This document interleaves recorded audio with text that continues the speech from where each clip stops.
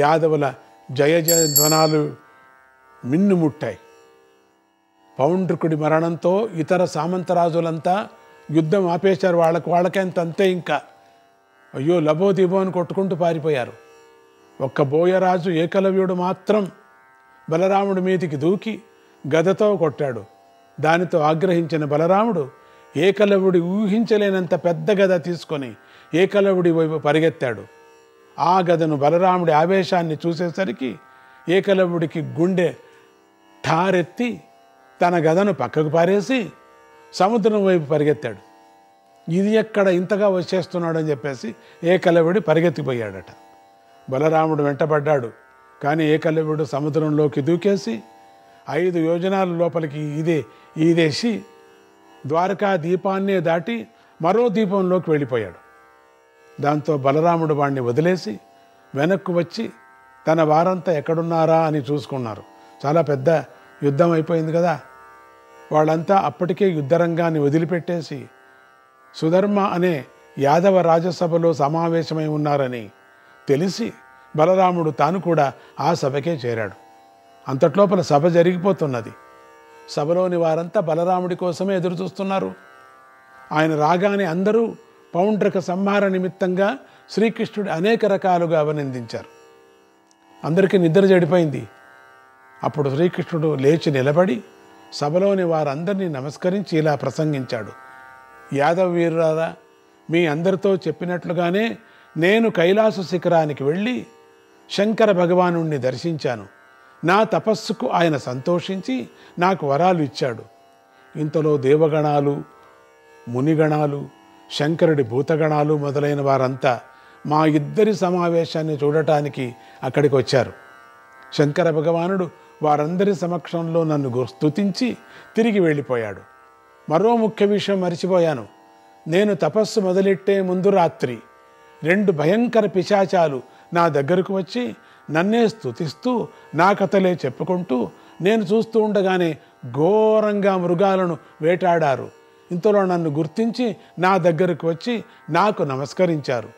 నేను వారిద్దరినీ భక్తికి మెచ్చి వారిద్దరిని స్వర్గానికి పంపించి అక్కడి నుంచి శంకర భగవానుడి దగ్గరికి వెళ్ళాను. తన కథ అంతా చెప్పుకొచ్చాడు. ఆ తర్వాత జరిగిన విషయాలు మీకు చెప్పాను కదా. నేను తిరిగి వస్తూ ఉండగా దారిలోనే పౌండ్రుకుడు ముట్టడి వార్త తెలిసింది నాకు. మీరందరూ ఎంతో జాగ్రత్తగా నగర రక్షణ చేశారు. నాకు చాలా సంతోషమైంది.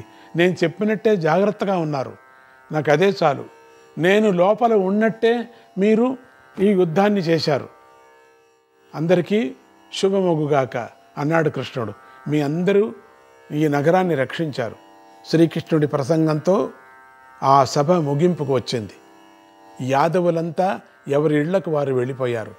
శ్రీకృష్ణుడు కూడా రుక్మిణి సత్యభామల దగ్గరకు వచ్చి జరిగినదంతా చెప్పాడు. జనమేజయ మహారాజా, శ్రీకృష్ణుడు కైలాస పర్వతానికి ఎందుకు వెళ్ళాడు?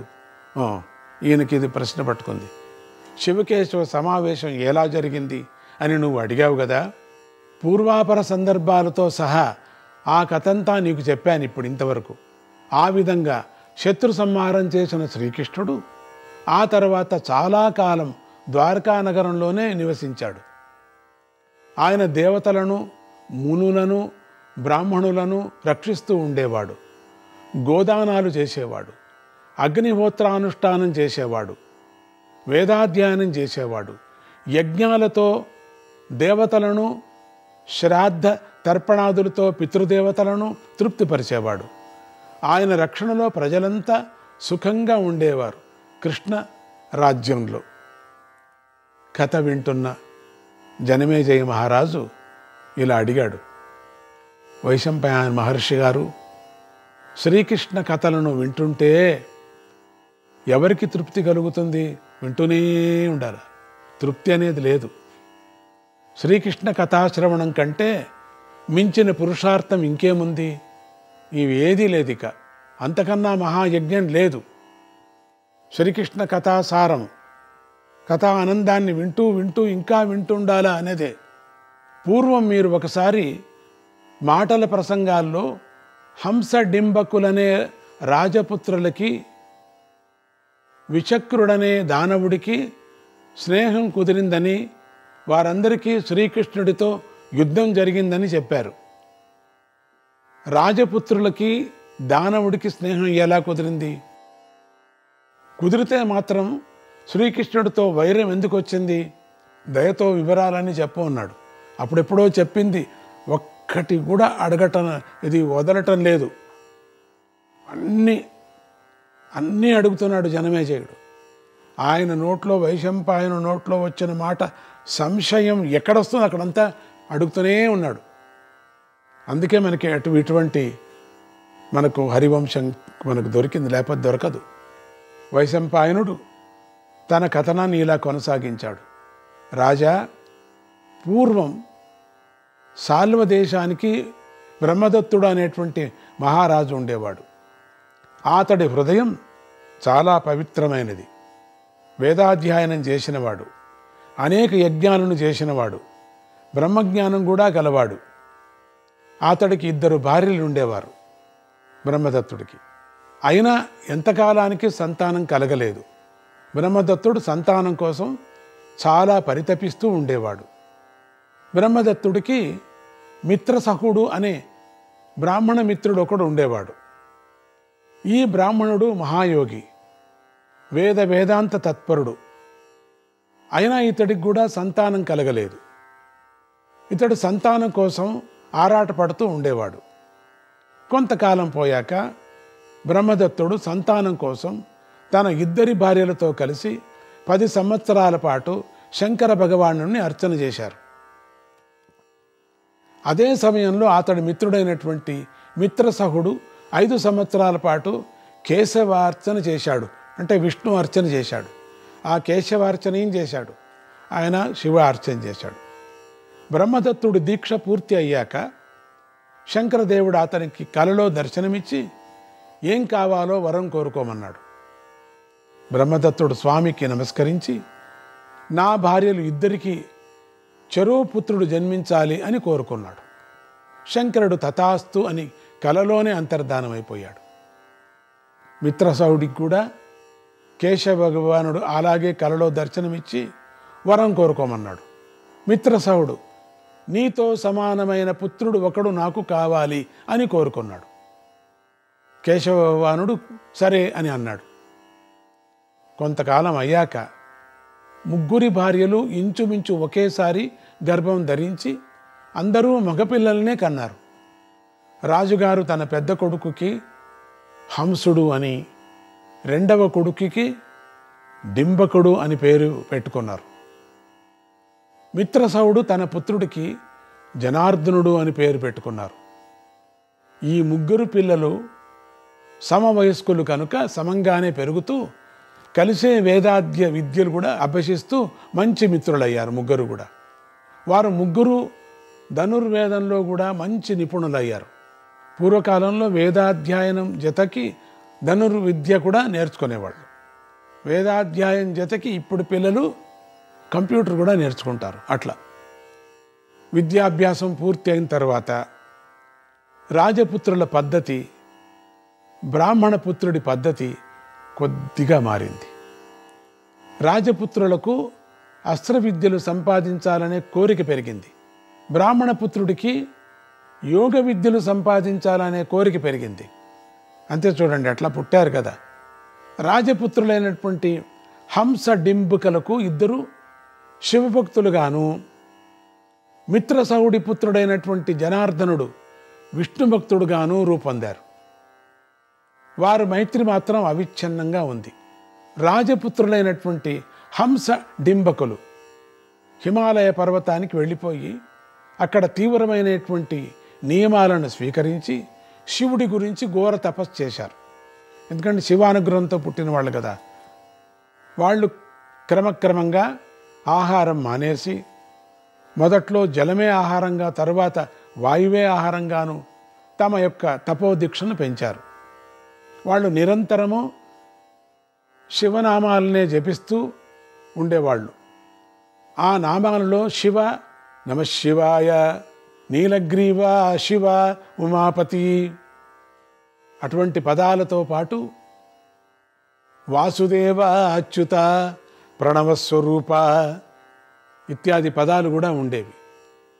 ఇలా 5 సంవత్సరాలు వ్రతదీక్షలో తపస్సు చేసే వాళ్ళంతా చేసేసరికి త్రినేత్రుడైనటువంటి శంకర భగవానుడు వ్యాఘ్ర చర్మాన్ని ధరించి వాళ్ళకి ప్రత్యక్షంగా దర్శనమిచ్చి, వత్సలారా వరాలు కోరుకోండి, మీరు కోరినవన్నీ ఇస్తానన్నాడు. అప్పుడు ఆ సోదరులు ఇలా కోరుకున్నారు, భగవన్, దేవతలు కానీ, దానవులు కానీ, గంధర్వులు కానీ, యక్షులు కానీ మమ్మల్ని గెలవటానికి వీలు లేదు. ఇది మా మొదటి వరం. మాకు మహేశ్వరాస్త్రము, రౌద్రాస్త్రము, బ్రహ్మశిరోనామాకాస్త్రము మొదలైన వాటితో సహా అన్ని రహస్యాస్త్రాలు స్వాధీనమైపోవాలి. మాకు ఇతరులు ఛేదించటానికి సఖ్యంగాని కవచాలు, ధనస్సులు, గండ్రగొడ్డలి కావాలి. మేము యుద్ధాలకు వెళ్ళేటప్పుడు మాకు సహాయకంగా ఉండేందుకు నీ భూతగణాల్లో నుంచి 2 ప్రముఖులను మాతో పంపించు. ఇది 4వ వరం అని కోరుకున్నారు.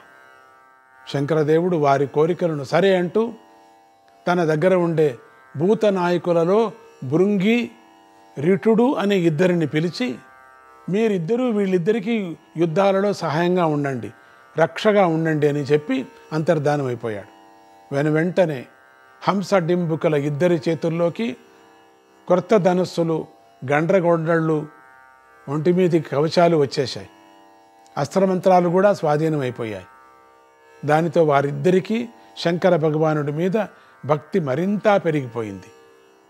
వాళ్ళు ఒంటి నిండా భస్మం పూసుకొని, మెడలో రుద్రాక్షమాలలు వేసుకొని, ఒంటికి వ్యాఘ్ర చర్మం కట్టుకొని, నమశివాయ శాంతాయ మహాదేవాయ ధీమతే, నమశివాయ శాంతాయ మహాదేవాయ ధీమతే ఇత్యాది మంత్రాలు జపం చేసుకుంటూ తమ ఇంటికి వెళ్ళిపోయి తమ తల్లిదండ్రులకు, వాళ్ళ మిత్రుడైనటువంటి మిత్రసహుడికి పాద నమస్కారాలు చేశారు.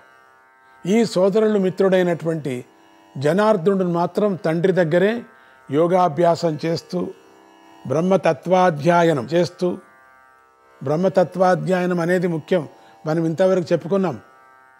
జితేంద్రుడి అయి శ్రీహరిని ఉపాసిస్తూ ఇంటి దగ్గరే ఉండిపోయాడు. హంసడింబుకులు 2 వరాలు పొంది తిరిగి వచ్చినందుకు అతడు కూడా సంతోషించాడు, మిత్రుడే కదా. హంసడింబుకులకి, జనార్దనుడికి కూడా వాళ్ళ తల్లిదండ్రులు మంచి కన్యలను చూసి వివాహం చేశారు. ఆ మిత్రులు 3 తమ భార్యలతో కలిసి నిత్యము పంచయజ్ఞాలు చేసుకుంటూ ఏకపత్ని వ్రతులై, గురు శుశ్రూష తత్పరులై, ధర్మమే మనకు సర్వతోత్తమని భావిస్తూ జీవితాలు గడుపుతున్నారు.